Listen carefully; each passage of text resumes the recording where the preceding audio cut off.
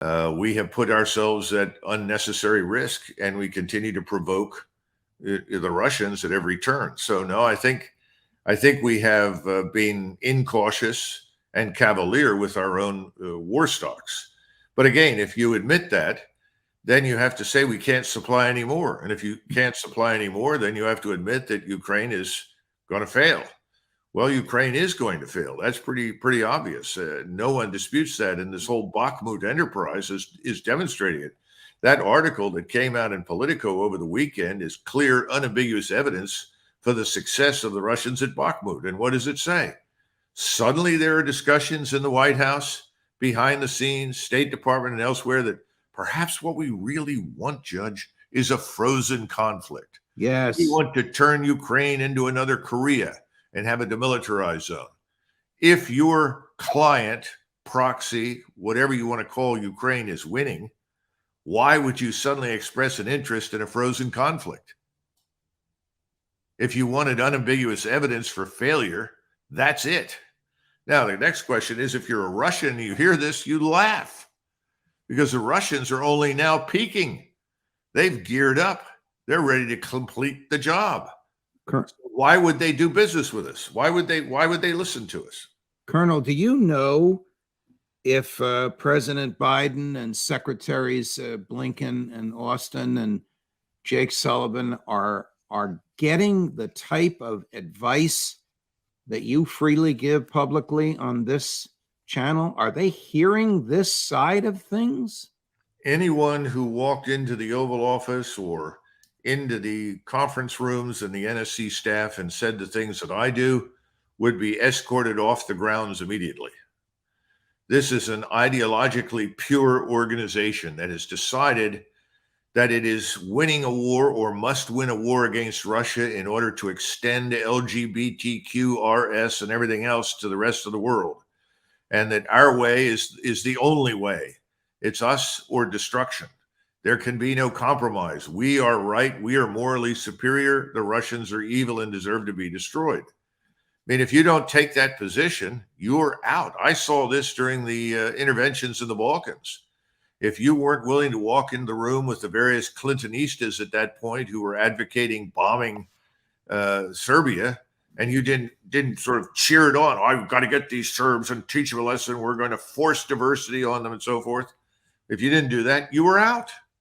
You were out. The same thing is true now.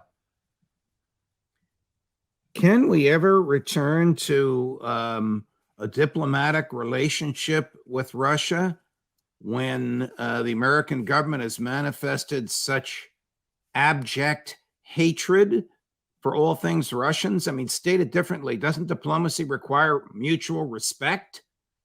Yeah, absolutely. I mean, this is the foundation for diplomacy. And even though obviously people like you and I back during the Cold War were strong anti-communists, we recognized that there had to be some basis for mutual respect between us, even though we disagreed with each other strongly, if we were going to come to any reasonable agreements on anything. And so you're right. And again, the ideologues that are running the show now, who see themselves as morally superior, they remind me very much of the Bolsheviks in 1917, 18, and 19, who essentially described the world as something that deserved to be ravaged and conquered as soon as possible and raised armies for the purpose of doing it. Stalin steps in later and gets rid of them because he knows it's impractical. But at the time, they were unyielding, uncompromising. And that's what we have in Washington. These people are completely uncompromising. These are people that are going to force everyone down a road that they've decided is appropriate, domestically and overseas. I don't think it's going to work. I think it's going to collapse on them. But right now, they're in charge. All right. So to wrap this up, and before we conclude, the myth of Ukrainian victory has been that bubble has been burst.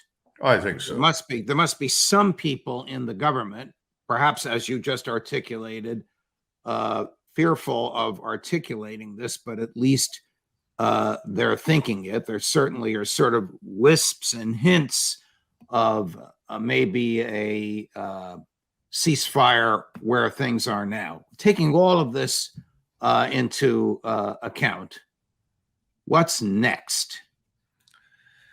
Well, first of all, the frozen solution is a non-starter with the Russians because the Korea model means that NATO, especially the United States, will move its forces into Western Ukraine.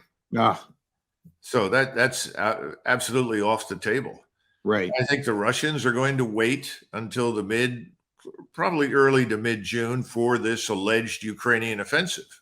I mean, they're looking for it, and they've already begun to systematically attack areas where they see evidence for the assembly of troops and equipment. They fired 15 more of these hypersonic missiles at various ammunition storage points, equipment storage areas, rail yards.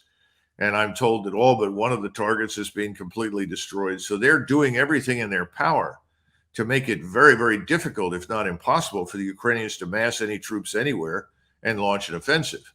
But I think they still expect the Ukrainians will try.